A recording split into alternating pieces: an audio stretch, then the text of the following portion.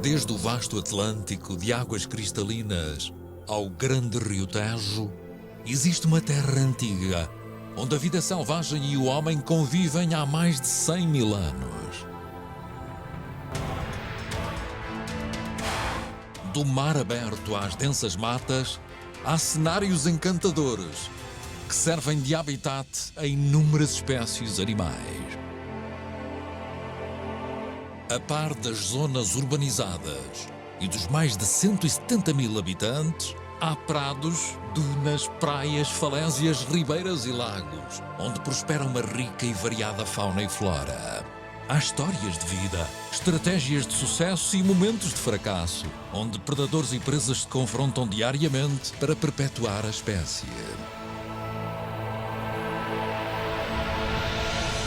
Almada, entre o rio e o mar.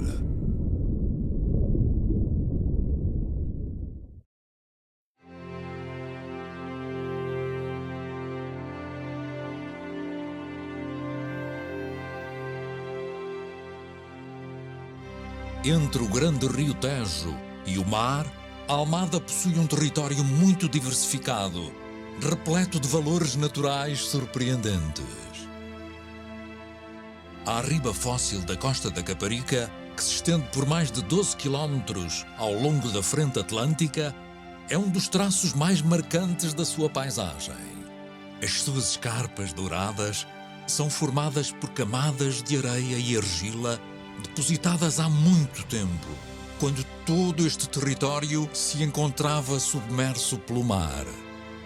Em tempos, também correu por aqui um grande rio, que arrastou e depositou as areias grosseiras e calhaus rolados que formam as camadas mais superiores da riba. Ao longo do tempo, a paisagem mudou imenso. Há pouco mais de 250 anos, o mar ainda chegava a esta escarpa, que nessa altura funcionava como uma riba litoral. Terá sido o grande sismo de 1755 que fez com que o mar recuasse bastante, deixando a riba fossilizada no interior. Esta estrutura, que chega a ter 90 metros de altura, é única a nível nacional e constitui um testemunho da movimentada história geológica da região. Nas zonas de areia que cobrem o topo da riba, vive a lagartixa mais rápida da Europa. A lagartixa de dedos denteados, ou lagartixa das areias, é um réptil extremamente sensível à temperatura. Precisa de muito calor para conseguir movimentar-se. Quando a temperatura diminui abaixo dos 15 graus, é quase impossível observá-la.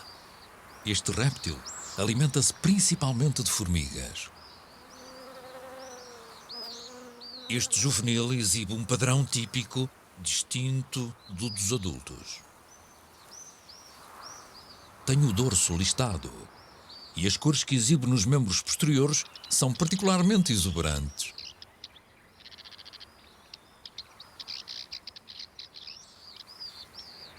Este indivíduo encontra-se na muda de pele. Ao contrário das cobras, as lagartixas e os lagartos não mudam a pele de uma só vez. Enquanto se movimentam, vão largando pequenos fragmentos. Na base da riba fóssil, um casal de cartachos anda muito atarefado. O macho procura algo para comer. A fêmea segue os movimentos do parceiro com atenção, tentando perceber o motivo de tanta atividade. Um pouco por todo lado, há escaravelhos, minhocas e lagartas.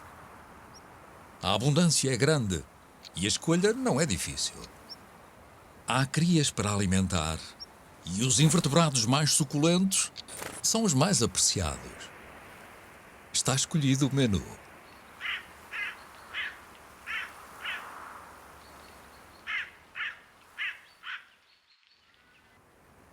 Junto ao chão, numa pequena taça feita de palhas, bem típica desta espécie, este casal tem 5 crias para sustentar.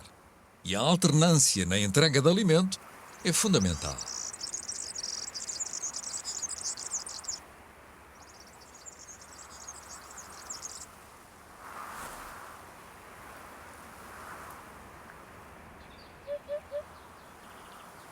Como é comum nas espécies que nidificam no solo, os adultos levam os dejetos das crias para longe do ninho, para que o cheiro não atraia predadores.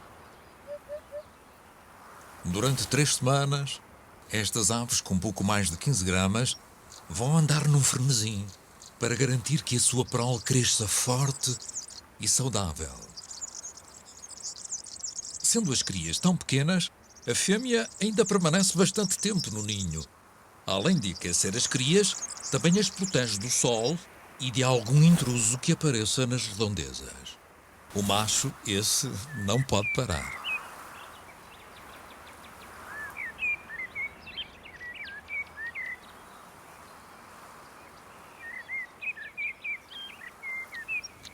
Quando a abundância é grande, repete os locais de caça.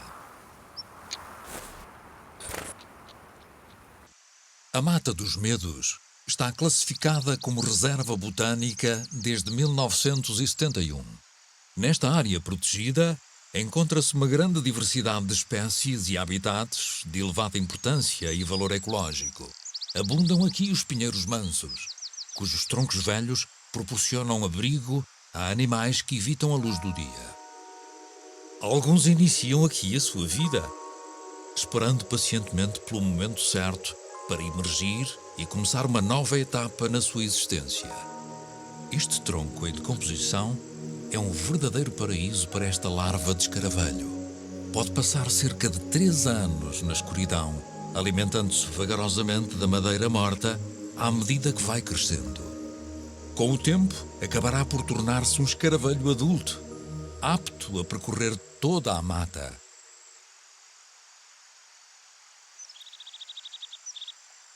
Durante a primavera, florescem inúmeras plantas na Mata dos Medos, estimuladas pelo maior número de horas de luz e pela temperatura amena. A centáurea é uma espécie de cardo bastante comum em toda a reserva botânica. Algumas destas flores representam um autêntico mundo para estes minúsculos afídeos, que se aglomeram freneticamente sobre os seus estames para desfrutar da abundância de pólen.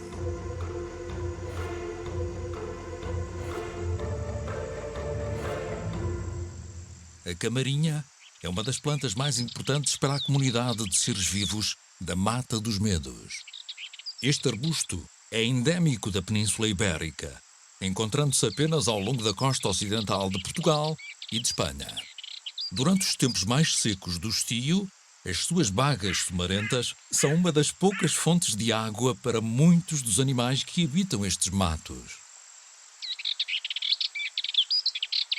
Nos dias mais quentes, a tranquilidade impera nos vastos pinhais da mata, que ocupam uma área de cerca de 340 hectares. Confiando no seu mimetismo, uma cobra de escada aquece o corpo sobre as carumas secas. Mas até um réptil tem de dosear os banhos de sol para não aquecer em excesso. Esta já teve a sua dose e parte silenciosamente em busca de alimento. Ratos e pequenas aves estão na mira deste predador, que pode ultrapassar 1,5 metro de comprimento. As omnipresentes gralhas pretas já detectaram a cobra e os seus gritos de alarme espalham-se imediatamente pelo pinhal. Embora a gralha não represente um perigo para a cobra, uma águia de grande porte que seja atraída pela comoção já será outro cenário. Por segurança, a cobra acelera e procura um local mais discreto na vegetação.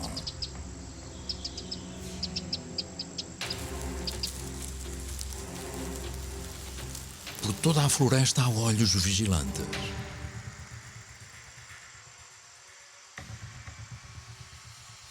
Com poucos dias de vida, esta cobra rateira é uma presa fácil para muitos animais. A camuflagem eficiente e um permanente estado de alerta são o seu melhor seguro de vida. Atenta aos perigos, vai percorrendo o pinhal em busca de algum pequeno inseto ou lagartixa que lhe sirva de refeição. Com sorte, pode viver 25 anos e ultrapassar os 2 metros de comprimento. A Mata dos Medos tem grandes pinheiros, alguns com mais de 100 anos. O pinhal estende-se até ao limite da arriba, onde algumas árvores se tentam fixar com todas as raízes e ramos que possuem. Aqui, a erosão põe a descoberto uma enorme abundância de conchas e de outros fósseis marinhos, testemunho inequívoco de que o mar outrora ocupou toda a região. Os bivalves são os mais abundantes, mas também se encontram vestígios de gastrópodes, cujos moldes em espiral revelam uma grande diversidade de formas. Embora mais raros, os ouriços do mar também estão presentes. Este é um dente de Carcharochles megalodon, um tubarão extinto que podia atingir os 18 metros de comprimento e que se assemelhava ao atual tubarão branco. Este pertenceu a outro tubarão, também extinto, o Hemipristis serra, característico de águas tépidas. Mas também nadaram aqui mamíferos marinhos, como prova esta vértebra de baleia encontrada na base da arriba. Todo este cenário está classificado como paisagem protegida desde 1984. Nas proximidades, uma águia de asa redonda aguarda que o parceiro traga o produto da caçada da manhã. No ninho há 2 crias famintas. São um dos vários casais que elegem o sopé da arriba para nidificar. Há uma refeição para partilhar e a fêmea dirige-se para o ninho sem perder tempo.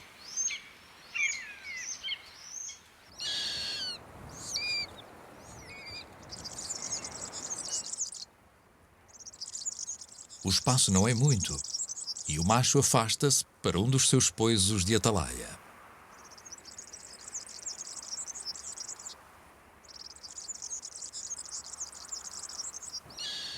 As crias impacientam-se, enquanto a fêmea esquarteja a ratazana trazida pelo companheiro. Com pouco mais de uma semana, as pequenas aves não escondem o apetite, nem a falta de jeito. Mas uma águia no topo de uma árvore não é uma boa notícia para as gralhas que nidificam ali perto. Depressa mostram o seu desagrado.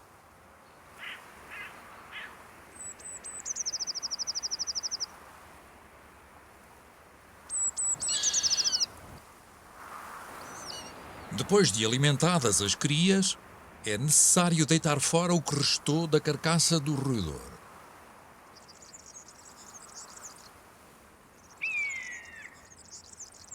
Esta águia costuma cuidar da plumagem em poisos estratégicos, onde é possível controlar toda a área envolvente do ninho.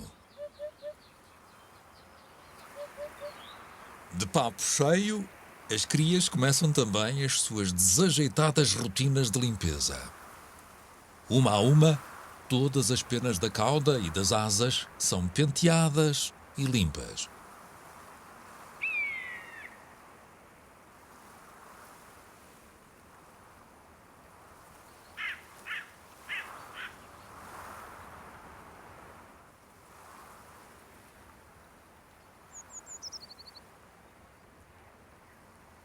Nos primeiros dias, a fêmea refresca o ninho frequentemente com ramos verdes, que também servem para manter fofa a cama das jovens águias.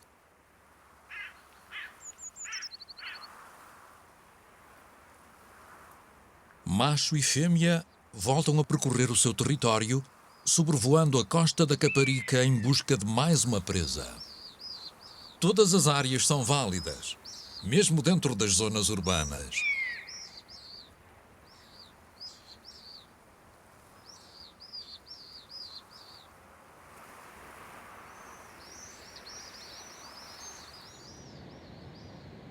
Ao longo da frente atlântica de Almada, existe um sistema dunar muito importante, onde prosperam diversas plantas e animais, especialmente adaptados a este habitat. A meio da manhã, há bastante atividade nas dunas. Pequenos escaravelhos patrulham os areais à procura de alimento e parceiros. Embora bem adaptados a este ambiente, é sempre necessária muita energia.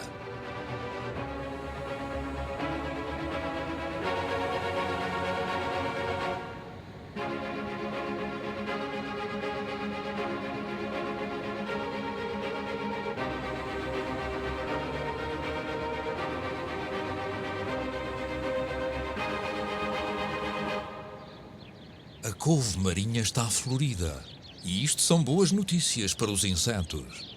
Esta planta rastejante cresce no topo das cristas dunares, estendendo os seus caules sob a areia. Mas há outros habitantes da duna.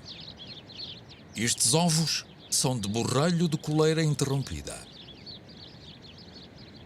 Depois de um curto passeio para desentorpecer as asas, a fêmea regressa ao ninho, respeitando todo o protocolo de segurança. Esta postura já cumpriu os 26 dias de incubação. Muito em breve, haverá mais crias a circular pelas dunas. Imóvel, aguarda pelo macho, que a irá substituir no turno da noite.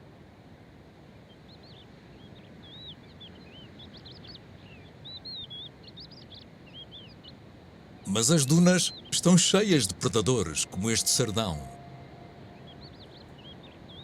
De imediato, outra fêmea de borrelho dá o alarme para as suas crias. Indefesas, respondem ao instinto mantendo-se imóveis. Embora este lagarto ainda não tenha tamanho para comer as crias, é sempre melhor prevenir do que remediar, e a fêmea procura desviar o intruso da sua prole. Depois de afastado o perigo, as crias apressam-se a regressar para junto dos adultos, seguindo os seus chamamentos.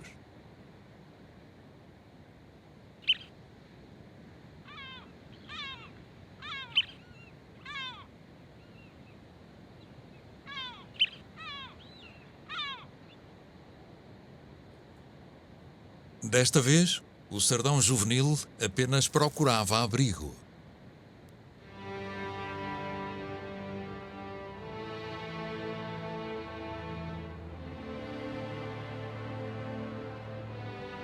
Ao longo de vários quilómetros de dunas e areias finas da frente atlântica de Almada, crescem extensos mantos de feno das areias, estorno e cardo marítimo.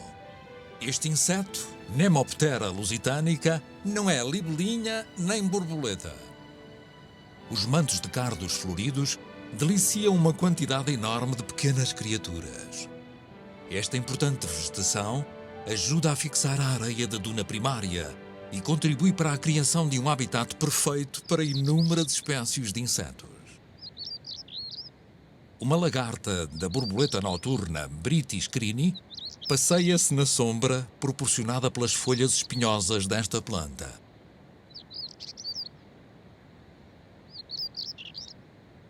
Nos dias sem vento, o tráfego aéreo sobre as dunas é intenso. Há seres que se alimentam com voracidade. Há os que disputam parceiras de forma aguerrida. E há os que fazem posturas, como esta de ovos de borboleta.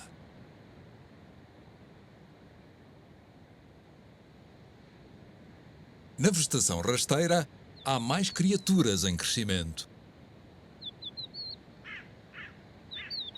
Estas crias de cotovia de popa, sempre esfomeadas, suplicam por alimento sem parar. Por estarem tão vulneráveis junto ao solo, estas pequenas aves apenas ficam 2 semanas no ninho.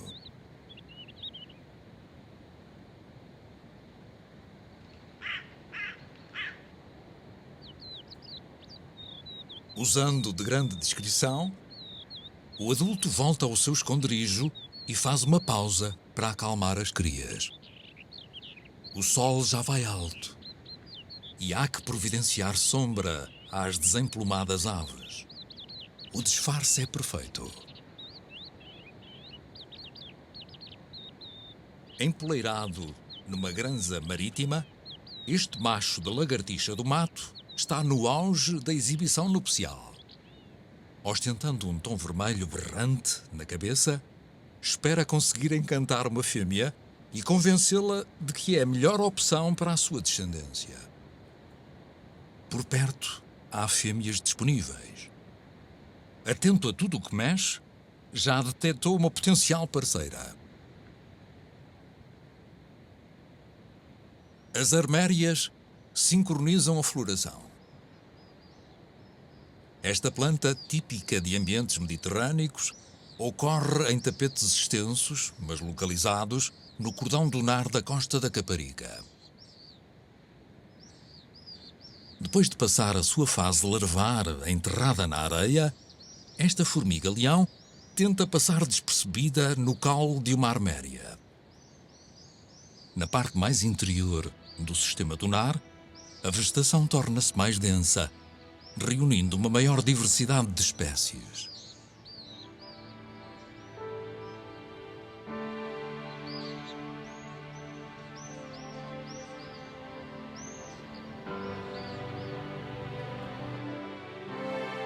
Mesmo densamente urbanizado, o concelho de Almada ainda conserva vastas zonas verdes em plena cidade, incluindo vários jardins e parques urbanos.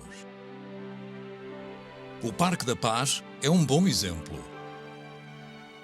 Nestas zonas verdes existem densos campos de flores, onde vivem diversos animais que procuram alimento, proteção e locais para procriar. À sua escala, os prados representam verdadeiras florestas de flores e herbáceas.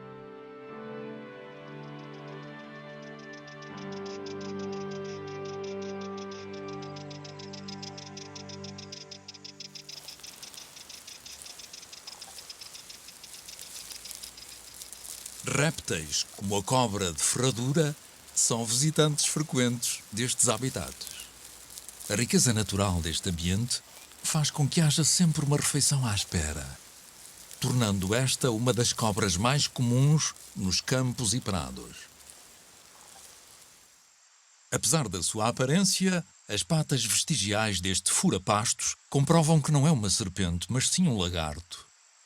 Graças às suas escamas muito lisas, progride agilmente por entre a vegetação. Muitas das plantas abrigam grandes colónias de pulgões que se alinham ao longo dos caules. Para a larva de joaninha, estas aglomerações são um festim. Nos campos agrícolas, as joaninhas são sempre bem-vindas, uma vez que controlam as populações de pragas. A sua voracidade é enorme e poucos minutos bastam para devastar uma multidão de pulgões.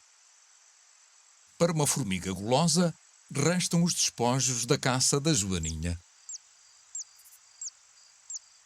Os prados e os matagais estão repletos de plantas viçosas e robustas, que exibem uma miríade de cores. Em junho, as flores atingem um pico de exuberância. Alguns malmequeros chegam a atingir os 2 metros de altura. Aproveitando a densidade da vegetação, esta pequena ave constrói um ninho a pouco mais de 1 palmo do chão. É uma fuinha dos juncos.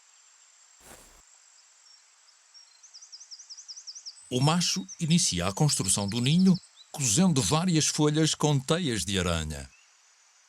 O detalhe das costuras é notável. É preciso encantar a fêmea e aliciá-la a integrar o seu harém. Se a fêmea aprovar o projeto, acabará ela própria a obra e passará à fase da postura.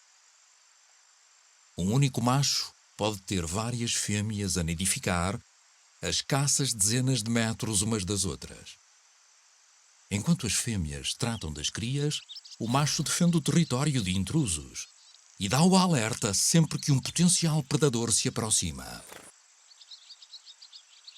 Ali ao lado, num funcho, uma lagarta com apenas 1 centímetro come tanto quanto pode para crescer o mais rapidamente possível e, em poucos dias, A mudança de aparência é notável.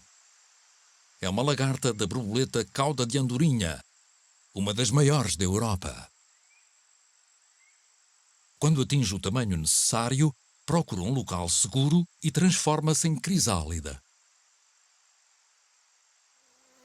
Muitos outros insetos aproveitam a abundância e maturação das flores para se alimentar. Uns escondem-se entre as pétalas, esperando por uma presa, enquanto outros recolhem o pólen que nesta altura abunda.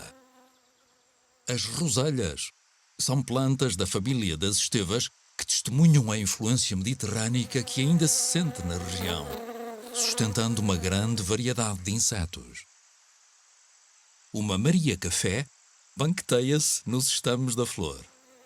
A floração não é um fenómeno só da primavera, embora nesta estação do ano se possa assistir a uma maior variedade de cores e formas.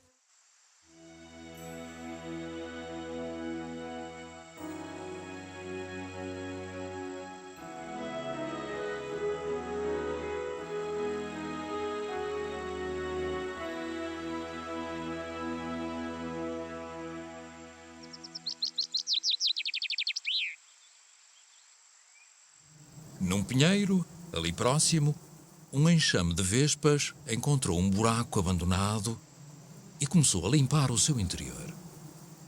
Se o local for conveniente, podem desenvolver aqui uma nova colónia. Organizadas e com tarefas bem definidas, todas as vespas sabem o que têm a fazer.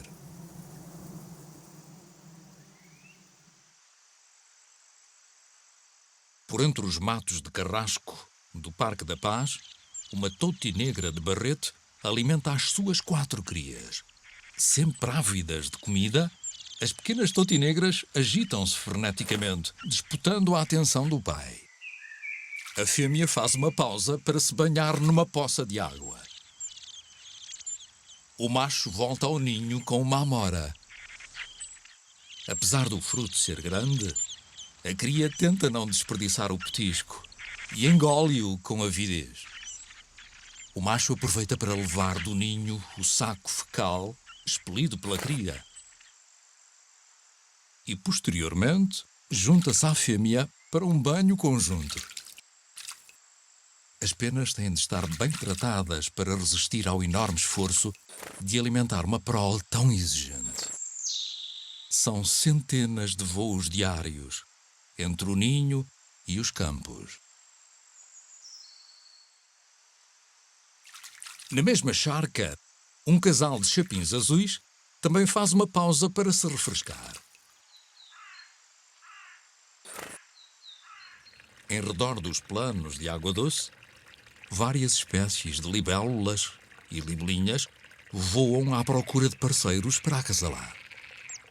Este casal de libélulas deposita os seus ovos num pequeno ribeiro do Parque da Paz.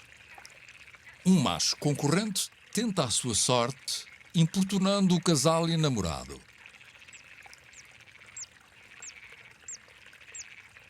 A postura não é uma missão fácil e, na maior parte das vezes, os resultados redundam em fracasso. Outras espécies de libelinhas observam-se mutuamente. Esta é a época mais propícia para o acasalamento.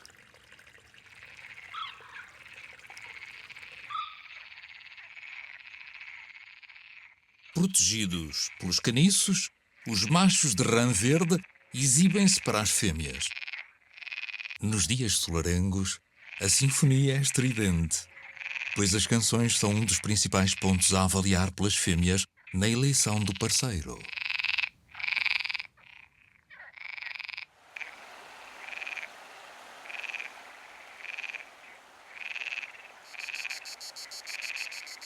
O verão entra na plenitude e um inseto muito comum, mas raramente observado, faz ecoar o seu bem conhecido chamamento.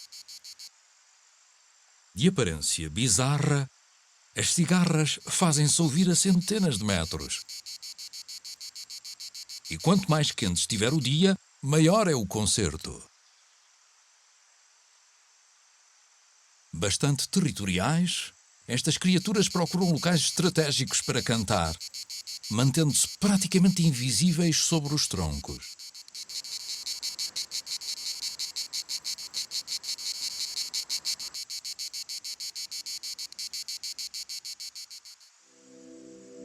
Com a chegada do final do dia, começam a acordar muitos animais noturnos, que aos poucos se vão preparando para sair dos seus esconderijos.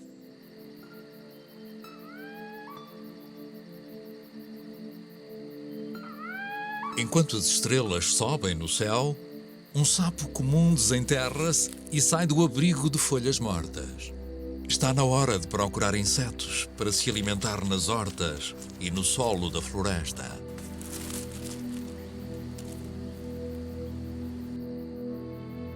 O escorpião, ou lacrau, é outro animal da noite. Este macho exibe um par de pinças robustas, que usa também para lutar com outros machos da sua espécie.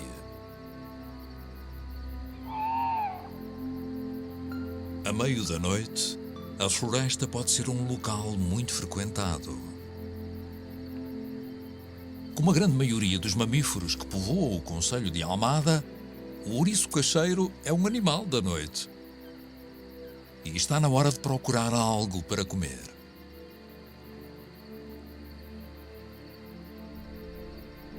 A escolopendra também é uma criatura que patrulha o seu território na escuridão. Possui as patas dianteiras transformadas em robustas pinças cheias de toxinas. A sua picada, por regra mortal para um invertebrado, é também muito dolorosa para o homem.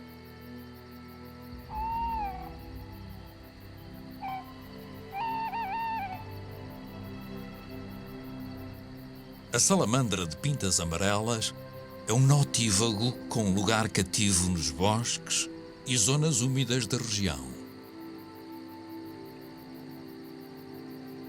Embora comum, em noites muito secas, este e outros anfíbios podem nem chegar a sair das suas tocas. Passados 12 dias, a metamorfose da borboleta de cauda de andorinha chegou ao fim. E pela manhã, o adulto emerge da cápsula. As asas ganham rigidez em poucos minutos.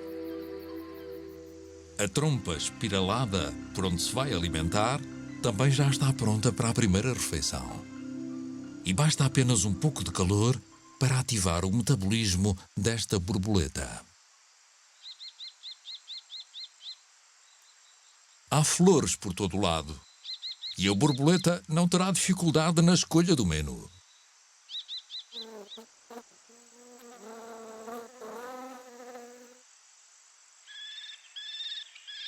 Nas paredes arenosas da riba fronteira ao Tejo, os peneireiros vão criando as suas ninhadas. Nestas falésias, há inúmeros vestígios de vida ancestral. Animais que habitaram este território em tempos longínquos podem ser vislumbrados através dos fósseis que deixaram nas várias camadas rochosas. Passado e presente convergem num mesmo local, em que animais atuais se cruzam com fósseis dos seus ancestrais. Indiferente ao passar do tempo, um falcão peregrino controla o seu território. Na margem do rio, garças brancas procuram peixes e invertebrados expostos pela maré vazia.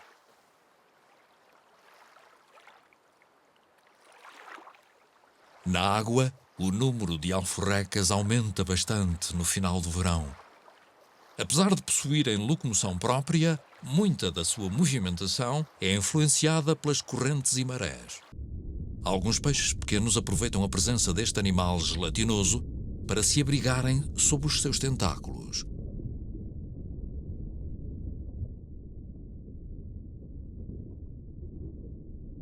Perto da Foz do Tejo, o maior rio da Península Ibérica, um cardume de peixe-porco nada junto à superfície.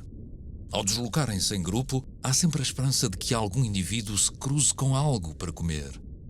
No que toca à alimentação, não são esquisitos e muito menos tímidos.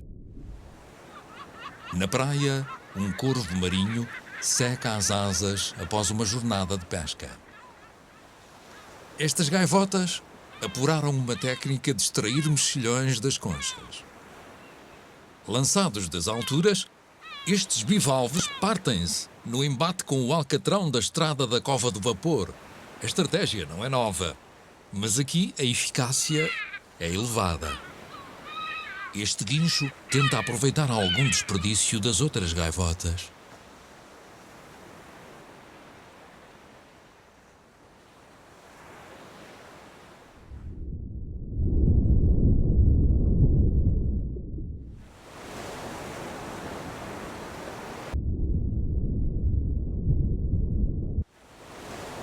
Muito conhecida pelas suas ondas, a Costa da Caparica é também um oásis para algumas espécies de aves costeiras.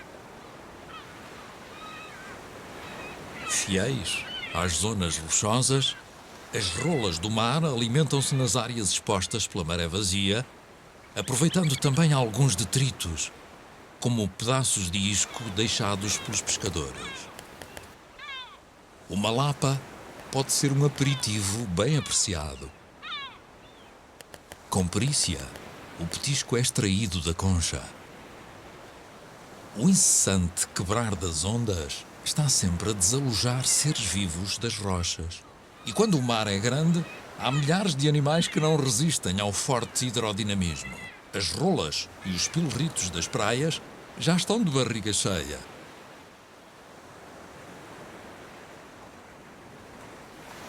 Outro batalhão de limpeza está à espreita para entrar em ação. Centenas de caranguejos patrulham os pontões rochosos em busca de alimento. Este caranguejo marmoreado extrai uma minhoca do seu esconderijo. Um concorrente compete também pela mesma presa, mas já pouco há para comer.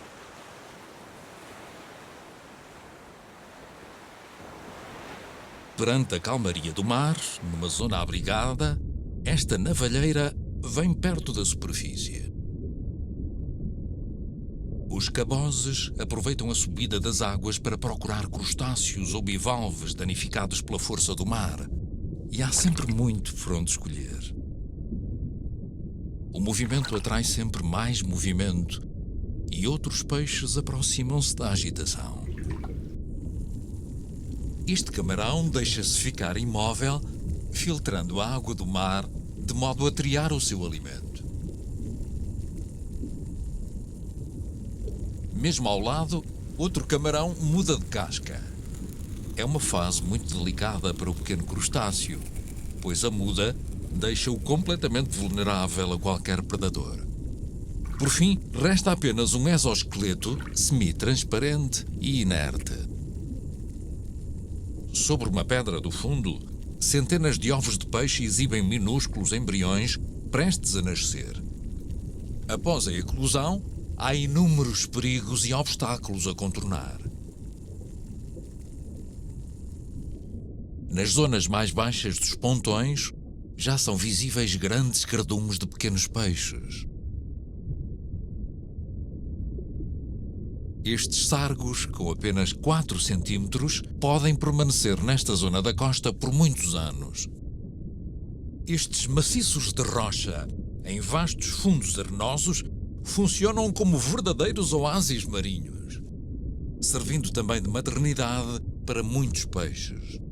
Nas zonas mais fundas, os sargos contam-se aos milhares e são dos mais variados tamanhos. A abundância de alimento aliada às águas limpas e bem oxigenadas é tudo o que um sargo necessita para prosperar. Os robalos de pequeno e grande porte também apreciam estes fundos, bem como numerosos cardumes de tainhas de grandes dimensões. Com mantos infindáveis de mexilhões e um sem número de cavidades à escolha, os polvos são uma presença quase obrigatória nestes rochedos. E há muitos, de todos os tamanhos. Desde bivalves a crustáceos, estes cefalópodes encontram aqui uma zona de alimentação privilegiada, repleta de petiscos. Acelerando as imagens, é possível apreciar a fluidez da deslocação da estrela do mar de espinhos, que aproveita este paraíso de mexilhões para se alimentar. Os seus braços estão cobertos por fortes espinhos que lhe conferem rigidez e proteção.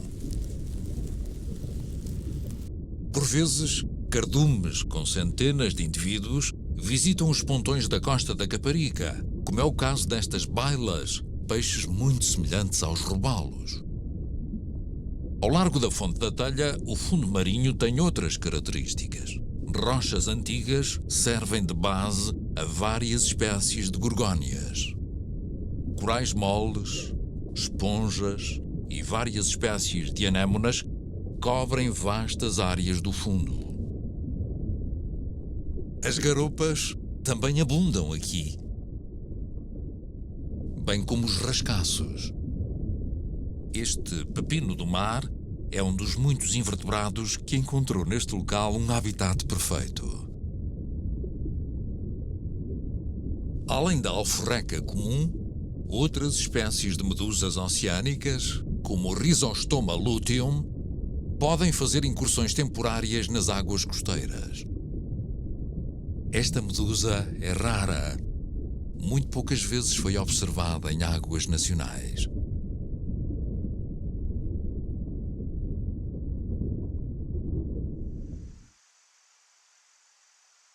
Em outubro, começam a surgir os primeiros nevoeiros que submergem por completo a reserva botânica da Mata dos Medos.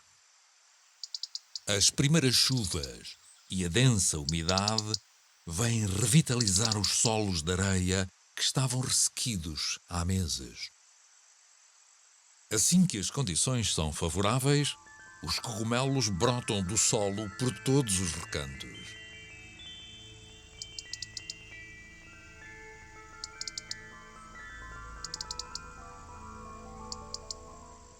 O açafrão bravo, que floresce tipicamente no outono, aparece por entre as carumas e dá cor à floresta. Este gigante do pinhal tombou durante o último temporal que assolou a região.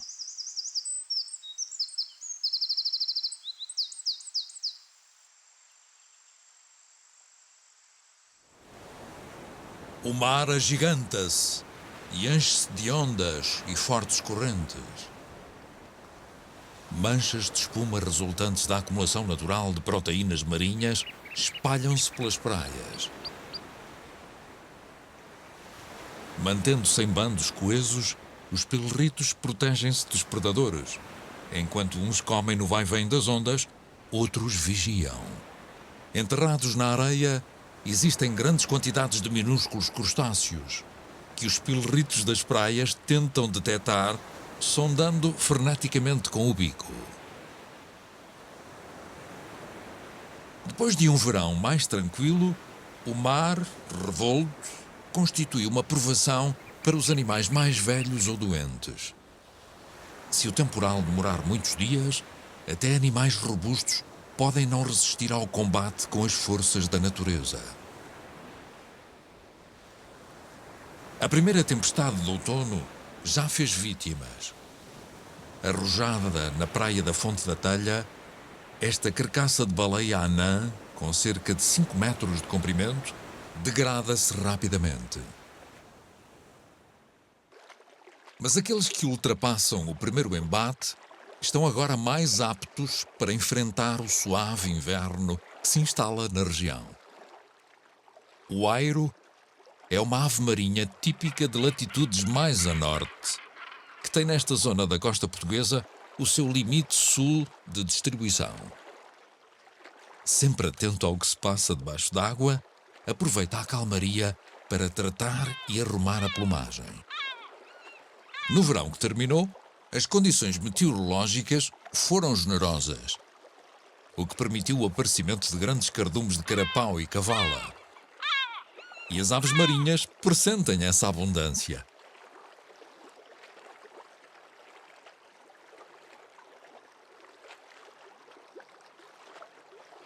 Poucas milhas ao largo da Fonte da Telha, um grupo de centenas de golfinhos comuns nada para sul. Todos juntos formam uma frente com mais de 1 milha de largura. há adultos e crias. E num grupo desta dimensão, é provável que ocorra muita socialização entre diferentes famílias. Um golfinho comum, adulto, pode ultrapassar os 2 metros de comprimento e pesar bem mais de 100 quilos. A comunicação entre estes cetáceos é extremamente barulhenta, sendo audível mesmo para o ser humano.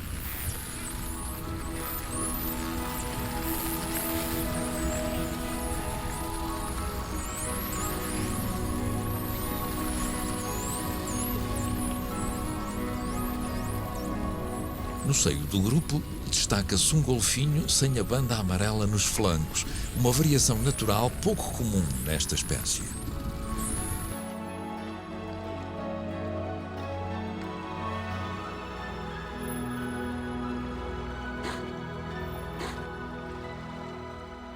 À superfície, dezenas de aves marinhas esperam por uma oportunidade para se alimentar.